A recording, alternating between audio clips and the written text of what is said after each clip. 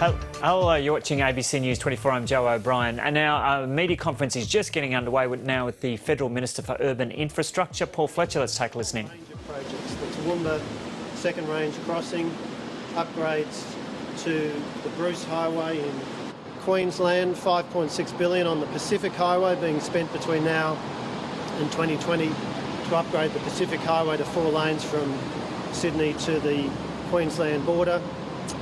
In Sydney, there's $1.7 billion of Commonwealth money going into the massive new Sydney Metro project, a transformational rail project. The WestConnex project, an enormous project, and there's $2 billion of Commonwealth concessional loan, $1.5 billion of grant money going into that project. In Victoria, the Tullamarine Freeway, the M80 ring road, Commonwealth money there. Last year we announced $1.5 billion of infrastructure spending for Victoria. In South Australia, the Northern Connector, a massive project. Just a few weeks ago, I was at the sod turning with Premier Weatherill for that project. In Western Australia, the Perth to Airport and Forestfield Rail Link, $490 million of Commonwealth money there, almost $1.2 billion committed to the Perth Freight Link. The Inland Rail, Midland Highway in Tasmania, and of course in Sydney, Western Sydney Airport, some significant announcements made by the government just before the end of last year. So there's now an approved airport plan for Western Sydney Airport giving regulatory approval, and the notice of intention has been issued to Sydney Airport Corporation, which will give them the opportunity to determine whether they're going to take up their right to build Western Sydney Airport. So 2017, a year of continued extraordinary infrastructure activity for the Turnbull government. We've committed to spending $50 billion on infrastructure by the end of the decade. That was a commitment first made by then Treasurer Hockey in the 2014 budget. Very disappointingly, last week, Anthony Albanese, opposition infrastructure spokesman, tried to mislead the Australian people by taking out of context an answer to a Senate estimates question on notice, which concerned infrastructure spending between the period 2014-15 and 2018-19. Mr Albanese rushed out and said that comes to $34 billion, so the government has misled the Australian people. Quite wrong, quite wrong.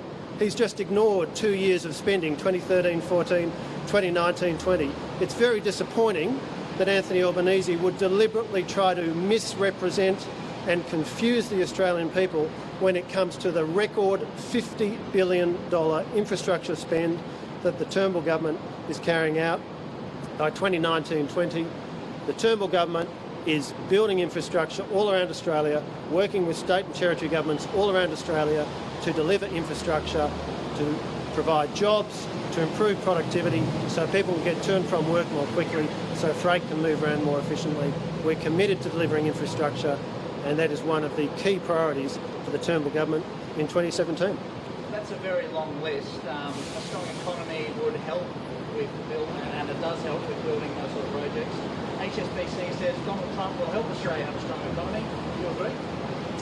What is important is that we have sound economic management, and certainly the Turnbull government is committed to sound economic management, to getting the budget under control, and of course to our very substantial infrastructure program, which is a key part of our economic program, creating jobs, creating opportunities, and these enormous infrastructure projects all around the country are generating jobs and creating economic opportunities. Western Sydney Airport, scheduled to be open by 2026, that will generate thousands of jobs, some 9,000 jobs by the early 2030s, but will also attract economic activity into Western Sydney, an area where the population is expected to increase by 1 million people over the next 20 years. So the Turnbull government in infrastructure and in so many areas is committed to and is delivering on strong economic management. Minister, should Susan Lee have to pay back the cost of travel to and from the Gold Coast, a trip during which she purchased an investment apartment? Oh, well, look, Minister Lee has made a statement on that matter, and I'd refer you to that statement. She has to Something go. that should have gone towards infrastructure, though. Is that money well spent? Well, Minister Lee has made a statement on that matter, and I'd refer you to that statement. Something you do? Well, look, again, Minister Lee has made a statement in relation to that matter, and I'd refer you to that statement. But it's not really a good look at a time when the government's cutting back on welfare, pensions, the health budget. What message does it send? Well, look, when it comes to, for example, pensions, the message that we are seeing from the Turnbull government is that on the one hand, it's very important that Australians receive the benefits to which they're entitled. If you're unemployed, if you have a disability, it's important that you're able to receive the benefits to which you're entitled. But it's also very important that where a payment has been made in circumstances where the recipient was not entitled to that benefit, that the Commonwealth is able to recover that money.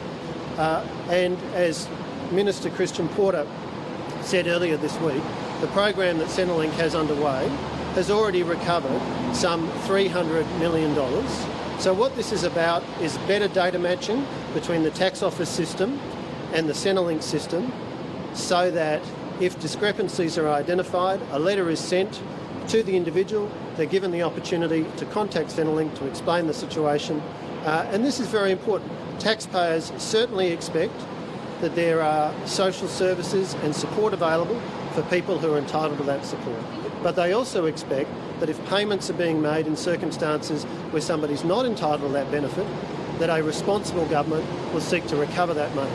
The budget challenge we have is a very significant one. The Australian people expect the Turnbull government to be carefully managing their finances, and that is certainly what we're determined to do. But not Susan Lee. They shouldn't get the money back on Susan. Minister Lee has made a statement, and I'd refer you to that statement. Are you concerned those death letters are proving so distressing for some people they're being referred to Lifeline? Well, look, can I say Lifeline is an excellent institution. Lifeline has a significant facility in my electorate, which I've had the opportunity to visit on a number of occasions. I've had the chance to speak with councillors at Lifeline to witness them doing their work. And I would say to any Australian who's facing challenges, who is troubled by a particular issue in their life, whatever the cause might be, calling Lifeline is always a good option. They have skilled, trained counsellors, and it always helps to work through these issues. Is it time to rethink the government's strategy though, given that a significant proportion of people who have received those letters have been deemed innocent? Look, the Australian people expect that we have a social services system where people can receive the benefits that they're entitled to.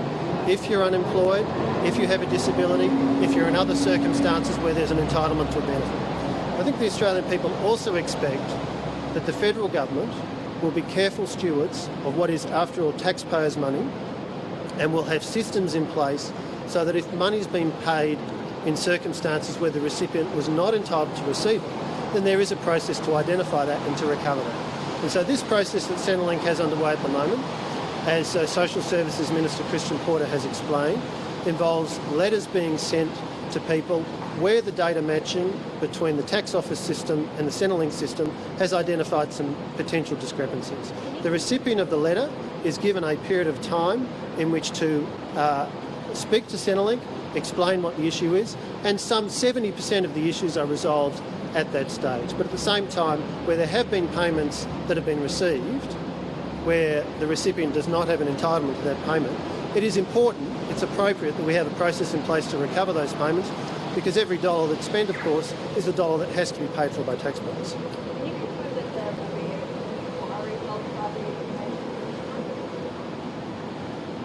I'm sorry, I don't have any information on that. Well, if it's reported in the Australian newspaper, then I'd refer you to the Australian newspaper, but I'm sorry, I don't have information. Minister, I have an infrastructure question.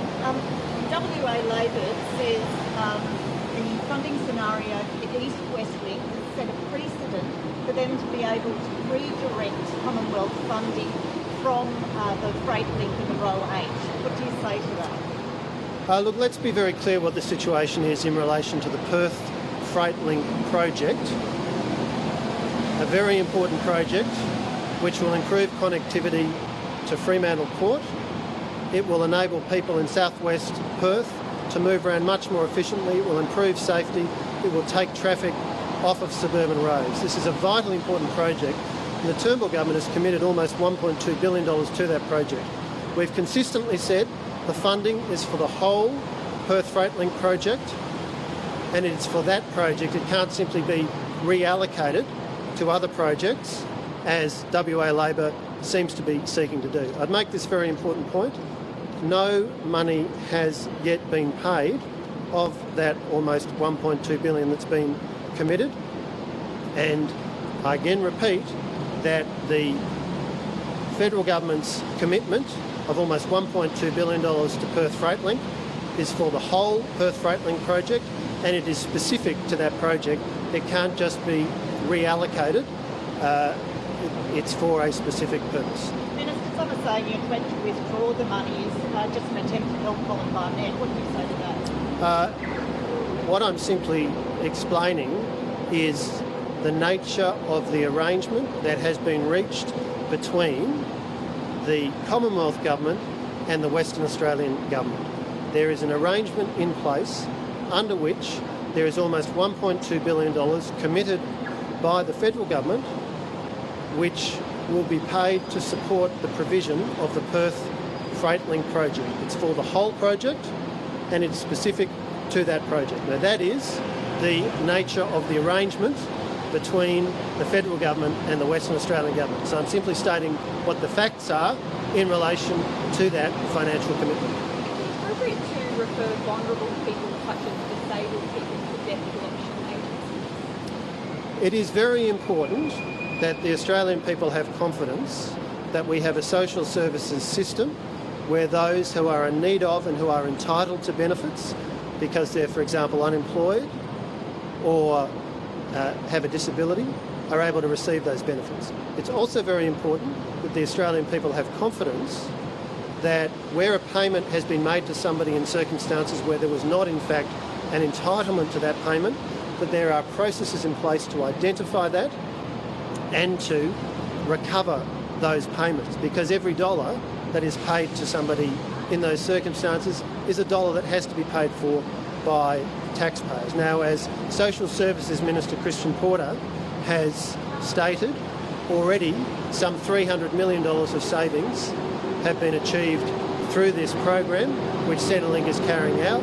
And this is, I think, what the Australian people would expect the Turnbull government to be doing, which is being careful custodians of taxpayers' money and making sure that benefits are available for those who are entitled to them, but at the same time where a payment's been made in circumstances where the recipient is not entitled, there are processes to identify that and to recover that.